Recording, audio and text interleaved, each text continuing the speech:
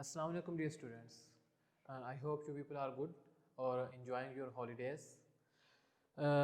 As you know dear students, we were discussing our poems and today inshallah we'll continue. We'll discuss our poem number 10. Dear students, आप लोग एक बात इस दफ़ा ध्यान रखिएगा कि लास्ट टाइम की तरह आप लोगों ने इस दफ़ा यानी कि जो आपके जो लेक्चर्स हैं उनको इग्नोर नहीं करना, क्योंकि ये जो सिलेबस हम आपको कवर करवाएंगे ऑनलाइन लेक्चर्स में ये इसको दोबारा नहीं पढ़ाया जाएगा। तो इसलिए आपने इसको तवज्जो से पढ़ना है, ठीक है, और इसमें कोई भी आपने कोताही नहीं करनी इस टाइम। तो चलें, आपकी जो पोम है, सबसे पहले इसके जो राइटर का इंट्रोडक्शन है, थोड़ा सा ब्रीफ सा इंट्रोडक्शन होता है जैसे हम पहले भी करते हैं, तो वो कर लेते हैं। उसके बाद हम अपनी पोम को स्टार्ट करेंगे। तो ये जो आज हमारे पास पोम है द होलो मैन, ठीक है, इसके राइटर हमारे पास हैं थॉमस स्टर्न्स एलियट। इनको टीएस, अक्सर जो इनका नेम है इनको याद किया जाता है टीएस एलियट, ठीक है, ये इनका नेम लिखा जाता है, लेकिन इनका कंप्लीट नेम है थॉमस स्टर्न्स एलियट। ये पैदा हुए थे 1888 में और इनकी डेथ हुई है 1965 में। ये बेसिकली अमेरिकन से, अमेरिका में यानी ये पैदा हुए, मैंने यहाँ पर मेंशन किया हुआ है कि अमेरिकन, और यहाँ पर फिर मैंने लिखा हुआ ब्रिटिश। मतलब क्या कि ये मतलब पैदा हुए थे अमेरिका में, लेकिन ये सेटल हो गए फिर बरतानिया में, ठीक है। तो वहाँ पर इन्होंने इन बाद में सेटल हो गए, अपनी जो कुछ भी लिखा, अपनी इनकी जो राइटिंग्स हैं सारी वहाँ से पब्लिश हुई मोस्टली। तो इस वजह से इनको यानी कि अमेरिकन ब्रिटिश भी कहा जाता है, अमेरिकन ब्रिटिश। तो ये हमारे जो राइटर हैं ये पोइट हैं, ठीक है, शायर हैं, शायरी की इन्होंने, एडिटर हैं, ठीक है, और क्रिटिक हैं। क्रिटिक आपको पता है, मैंने आपको बताया हुआ है कि क्रिटिक वो बंदा होता है जो किसी काम में कोई खूबियाँ, कोई खामियाँ वगैरह तलाश करे, ठीक है, उसके गुड और बैड पॉइंट्स, मेरिट्स और डीमेरिट्स जो हैं वो निकालें, उसको हम कहते हैं क्रिटिक। तो इसके अलावा इनको नोबेल प्राइज़ मिला, इनको नोबेल प्राइज़ मिला था 1948 में, ये बात आपने याद रखनी है।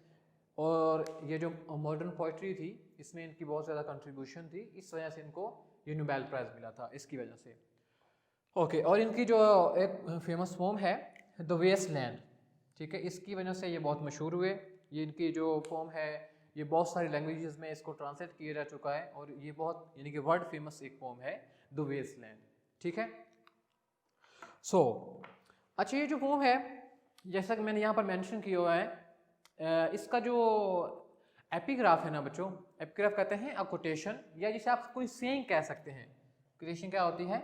सेइंग जिसे हम कहते हैं, कोई कहावत जिसे हम कहते हैं ना, उसे कह सकते हैं, ठीक है।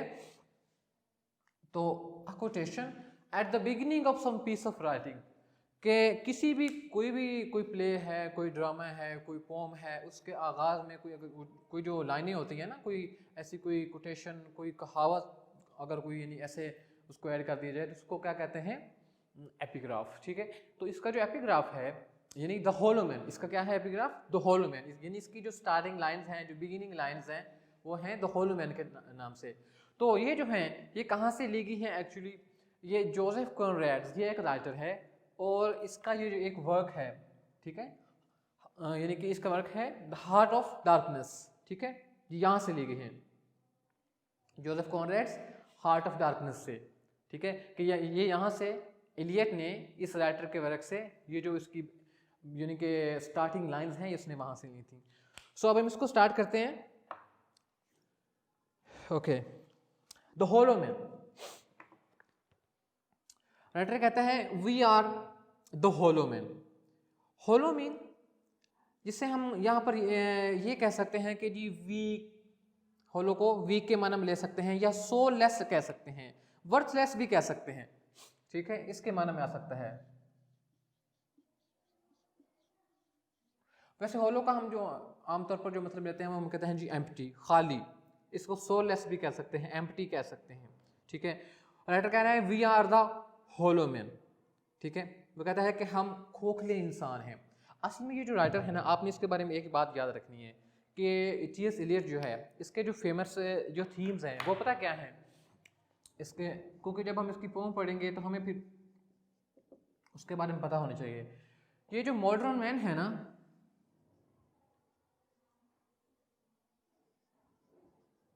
मॉडर्न मैन, और इसके अलावा जो मॉडर्न वर्ल्ड है उसके बारे में ये लिखता है। वो कहता है उसका एक यानी कि ख्याल है, वो कहता है कि जो जदीद इंसान है और ये जो जदीद दुनिया है, ठीक है, वो कहता है ये जो इंसान है ना अब इस दौर के, ये इनमें कोई जज्बात नहीं है, ठीक है, कोई एहसास नहीं है इनके अंदर। कि वो कहता है कि वो जो पुराने दौर के जो इंसान होते थे वो बहुत अच्छे होते थे, ठीक है, वो उनके अंदर बहुत सारी खूबियाँ होती थी। आजकल जो हमारे जो इंसान हैं इनको एक दूसरे का एहसास नहीं है, ये खोखले इंसान है। वो कहता है हम लोग जो हैं हम खोखले इंसान हैं, हमारे अंदर कुछ भी नहीं है, ठीक है। तो अब हम इसको पढ़ेंगे तो हमें उससे अंदाज़ा हो जाएगा कि उसके क्या आइडियाज़ हैं। वो कहते हैं we are the hollow man, कि हम खोखले इंसान हैं। We are the stuffed man, ठीक है, स्टफ्ड कहते हैं फील्ड विद स्ट्रा, ठीक है, जिसे हम कहते हैं ना भूस भरे, कि हमारे दिमाग में ना जो है यानी कि कुछ नहीं है, बस ऐसे भूस भरा हुआ है, वो ये कहने की कोशिश कर रहा है, ठीक है। ओके, उसके बाद कहता है लीनिंग टुगेदर। लीनिंग कहते हैं इंक्लाइंड को, ठीक है, या डिपेंड करने को, किसी पे डिपेंड करने को कहते हैं, ठीक है, depending. Leaning mean depending, leaning together, ठीक है, कहता है हम एक दूसरे पर इंसार करते हैं, ठीक है, यानी एक दूसरे पे हम कहते हैं कि हम मतलब वो ये हमें कहने की कोशिश कर रहा है कि हमें कोई काम दिया जाए तो हम एक दूसरे पे डिपेंड करते हैं। हम कहते हैं कि यानी कि ना उस वो खुद कोई काम नहीं करते, ठीक है, ये कहता है वो कि हम मतलब हम सहारे ढूंढते हैं और हम सहारों के जरिए कहते हैं जिंदा है। हेड पीस कहते हैं कवरिंग को, मतलब यहाँ से उससे मुराद लिया गया है ब्रेन, ठीक है। Head piece filled with straw alas, ठीक है, अलास कहते हैं ऐसे ही मतलब कि अफसोस के लिए, आपको पता है ये एक्सप्रेशन है उसके लिए यूज़ किया जाता है, ठीक है। ओके जी, कहते हैं अफसोस कि हमारे जो दिमाग हैं वो तिनकों से भरे हुए हैं, ठीक है, मतलब स्ट्रा से वो उससे उसको मतलब तशबीह दे रहा है, उससे एग्जैक्टली वो बात करने की कोशिश कर रहे हैं, जिसे हम भूसा कहते हैं, उसे कहते हैं भरे हुए हैं। आवर ड्राइड वॉइसेस, ड्राइड से मुराद यहाँ पर है कूल्ड, या इसे कह सकते हैं पैशनलेस, फीलिंगलेस, ऐसे जज्बात, ठीक है। कहते हैं our dried voices, voice mean sound कह सकते हैं, हमारी कहते हैं आवाज़ें खुश्क, मतलब क्या है कि जज्बात के बगैर है वो ये कहने की कोशिश कर रहा है, उसके उनमें जज्बात नहीं है। आवर ड्राइड वॉइसेस, वॉइसेस मैंने आपको बताया साउंड को कहते हैं, टोन को कहते हैं। व्हेन, कब, व्हेन वी विस्पर, विस्पर कहते हैं सरगोशी करने को, जिसे हम मरमर कहते हैं, ठीक है, या मटर। ओके, वी विस्पर टुगेदर, कहता है हमारी आवाज़ें खुश्क हैं जब हम इकट्ठे मतलब बात करते हैं, मतलब उनमें कोई जज्बात नहीं होते, ठीक है। हम जब हम कोई बात करते हैं वो उसमें वो वाली फीलिंग्स नहीं होती, मतलब कि जब हम कोई बात करें तो वो लोगों को तहरीक नहीं दे सकती, वो लोगों को मोटिवेट नहीं कर सकती, उनको स्टिमुलेट नहीं कर सकती, लोगों को प्रोवोक नहीं कर सकती, मतलब ये है, ठीक है। जब हम कोई बात करते हैं तो वो ये हमें कहने की कोशिश कर रहा है। ओके, नेक्स्ट देखें, कहता है कि क्वाइट, क्वाइट कहते हैं साइलेंट, क्वाइट पीसफुल या साइलेंट को कहते हैं, सॉरी, कहता है are quiet and meaningless, meaningless mean senseless, meaningless किसके माने में यूज होगा, सेंसलेस या absurd. Okay, are quiet and meaningless as, ये कहता है ये जो आवाजें हैं बिल्कुल खामोश मतलब हैं, और अभी उसी बारे में बात कर रहे हैं, खामोश हैं और बेमानी हैं, बेमकसद हैं, इनका कोई खास मकसद नहीं है।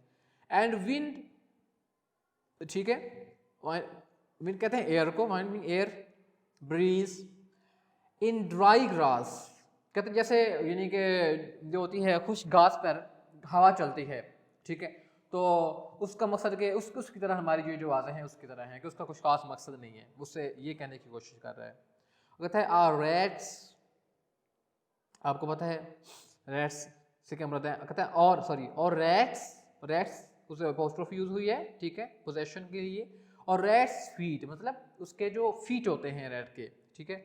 उसके बाद देखें ओवर ब्रोकन ग्लास, ब्रोकन में टूटे हुए शीशे के ऊपर से, ठीक है, उसके जो मतलब पाँव होते हैं उसकी बात कर रहा है।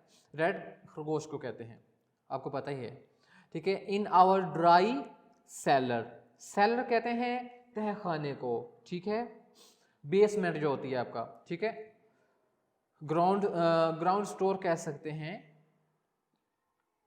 वो कहता है हमारे जिस तरह से मतलब कि हमारी कहता है आवाज़ें जो है ना वो उनको उस तरह से तस्वीर देने की कोशिश कर रहा है, ठीक है। वो कहता है ऐसी हैं जैसा कि यानी कि कोई बेस में यानी कि जब यानी कि जो घास होती है, खुश्क वगैरह घास होती है, इस पर जब हवा चलती है जो उससे टकराती है जैसे वो यानी आवाज़ पैदा होती है। कहता हमारी आवाज़ें ऐसी हैं, मीनिंगलेस हैं, उसमें कोई जज्बात नहीं है, वो खाली हैं, बिल्कुल खोखली हैं। और फिर वो कहता है कि ऐसी आवाज़ें हैं जैसे कि जी तय खाने में कोई यानी कि खरगोश वगैरह हो, ठीक है, तो वो वहाँ पर यानी कि शीशे के टुकड़े वगैरह हों उन पे चले तो वहाँ से जो आवाज़ पैदा हो रही है इस तरह से, ठीक है, वो उसको बयान करने की कोशिश कर रहे हैं, ठीक है। ओके नेक्स्ट देखेंगे हम। कहता है कि शेप विदाउट फॉर्म, मतलब है कि शक्ल बगैर बनावट के, फॉर्म कहते हैं टाइप को, शेप विदाउट फॉर्म शक्ल बगैर बनावट के, ठीक है। आगे आगे देखें, कहता है कि शेड विदाउट कलर, और साया शेड विदाउट कलर, शेड कहते हैं शेडो को, ठीक है, साया को बगैर कलर के। मतलब हमारी ज़िंदगी का जो इस हम कहते हैं हमारी ज़िंदगी में मतलब हुस्न नहीं है, हमारी ज़िंदगी में खूबसूरती नहीं है, कुछ नहीं है हमारे में।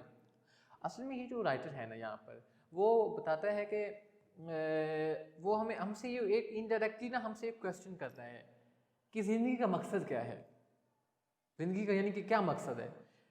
कि उसने जो मॉडर्न मैन जो है उसने उसको इस तरह से डिपिक्ट किया है कि ये जो जदीद इंसान है, ठीक है, जदीद दौर का जो इंसान है, ये इसके अंदर कोई जज्बात नहीं है, कोई एहसासात नहीं है, लोगों की परवाह नहीं करते।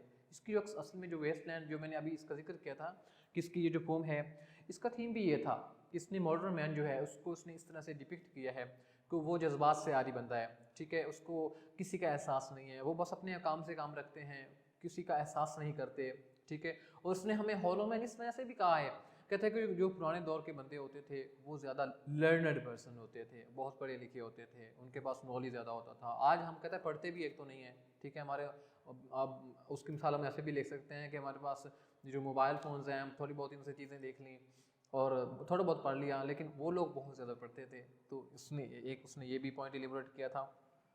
चलें खैर हम इसको आगे देखते हैं।